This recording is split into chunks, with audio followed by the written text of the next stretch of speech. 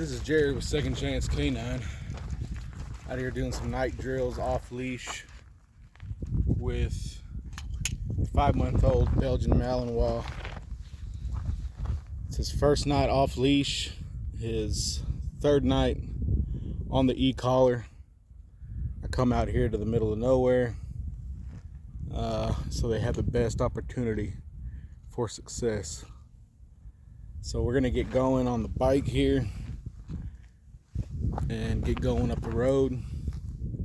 Just have him follow. Just trying to exercise him right now, and then if he does get away, we're gonna work on his recall. Like right now, he's out there. Rigby, come.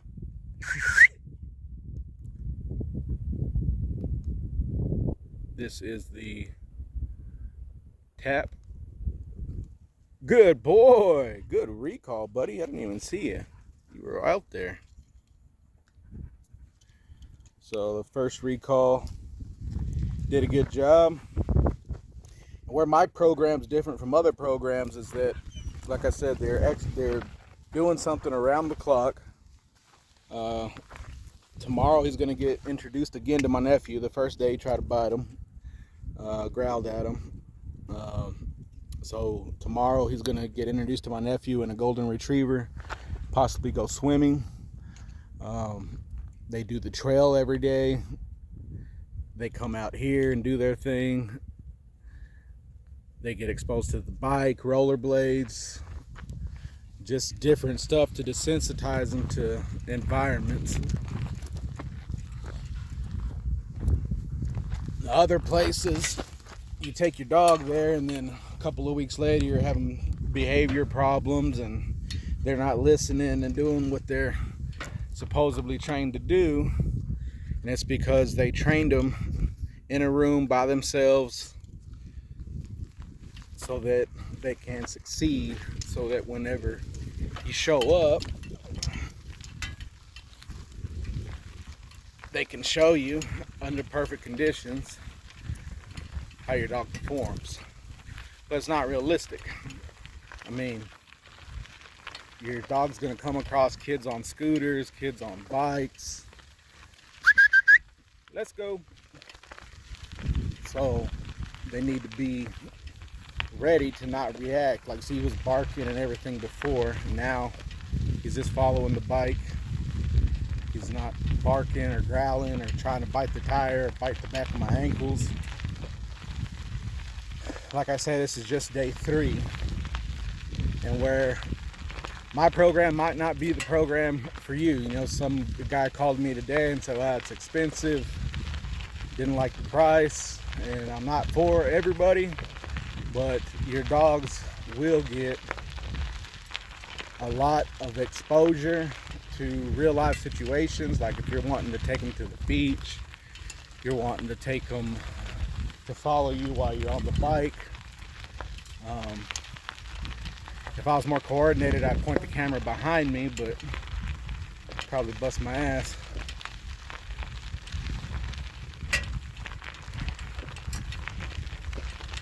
But anyways, they go at their own pace too in this program. So some dogs the first day, they like the social hour with, you know, the other dogs that I have over at my sister's house. There's usually 4 dogs there. They're all trained and dog friendly. So the dogs go there and socialize. His first socialized day, he was like, nope. Lasted about 15 minutes, took a nip at my nephew. And I said, okay, let's get him out of here. And so tomorrow will be day 4 that I had him, but day 3 on the collar. I'm gonna reintroduce him to my nephew and see how he does. And like I said, we go at their pace. And then if he's ready, then we can go back to the pool area and teach him how to swim. If he likes the water, if he likes swimming, and he can do okay with the golden retriever, you know, then we take him, introduce him to the kayak, and then we take him out on the kayak on the water, and he has to know his place and his downstay so that he can ride. And like I say, I just expose him to different situations. You know, the guy that I'm training this Belgian Malinois for likes to hunt, likes to do stuff like that. So I'm gonna run some gun drills with this guy. I'm gonna run, I already know he's after the birds and everything, so I'm gonna teach him how to get a duck decoy tomorrow, maybe a dove decoy if I can find it. And he's just gonna be doing different stuff. And see, he's still following me. I haven't had to touch the collar button or anything. He's just following. And as you can see, he's got pep in his step. He's just chilling. Good boy, Rigby, good boy.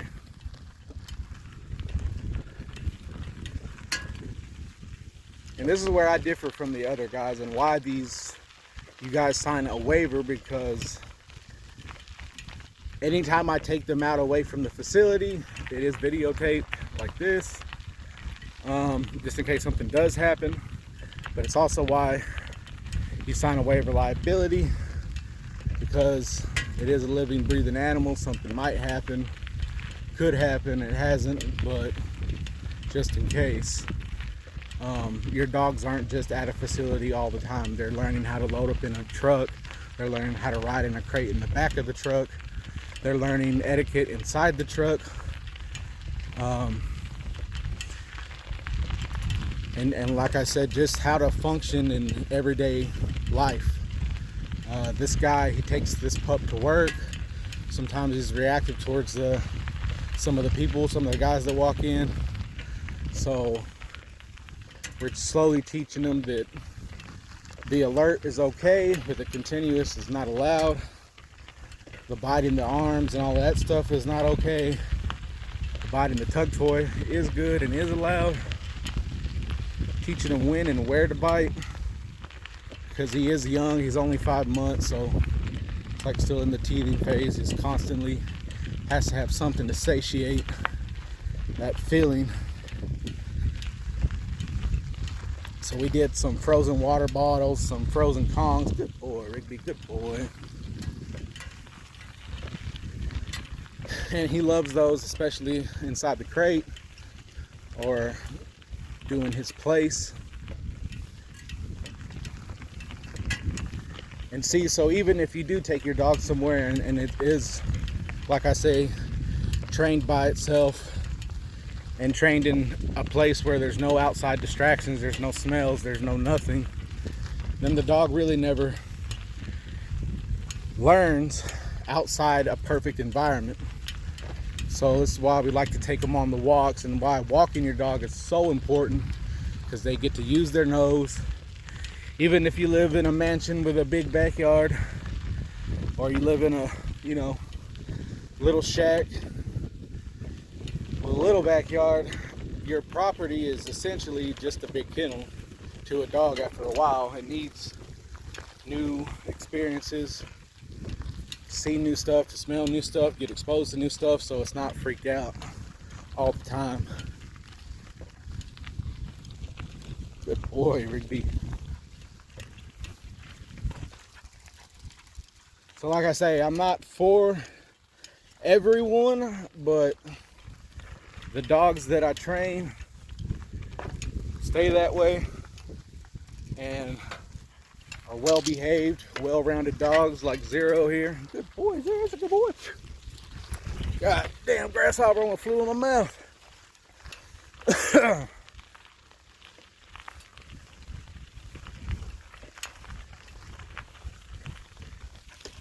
Boys, good boys. Come on, Rigby. Come on, Rigby. Good boy, Rigby. You're beating me. Good job. So something like this, even if this customer has a big enough yard that they could ride the bike around in the yard, and it'll exercise the dog and show the dog how to follow you to the left, to the right, stay out of the way of the bike, not chase. like I say, these Belgian Malinois, they are a herding breed. So that's why they like to nip at the heels and pull at the hair. Kind of push you where they want you to go. So this guy, I haven't had a problem with him as far as going in the crate because he's been so tired. He welcomes it so he can take a little break.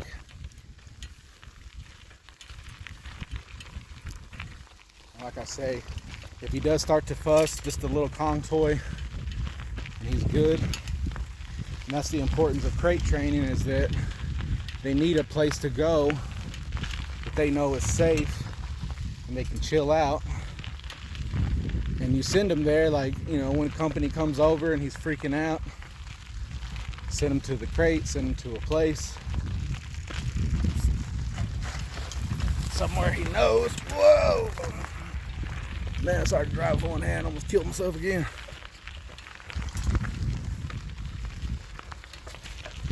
Rigby, pick a lane, bro.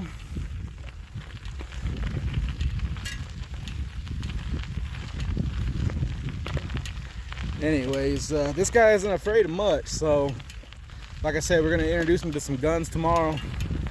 BB gun first, some firecrackers, teach him how to go after a bird, and these are games and stuff that are going to make him tired too, and it'll be fun to play with the grandkids or whatever when they come over.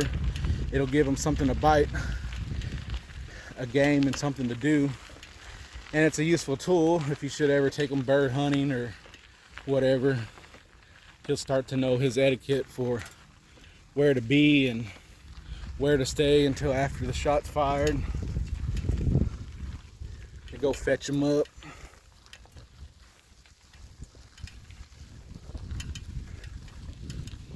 Good boy, Rigby.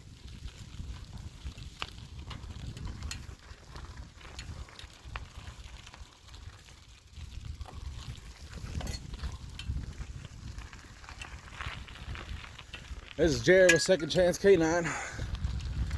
Thanks for watching. Motherless.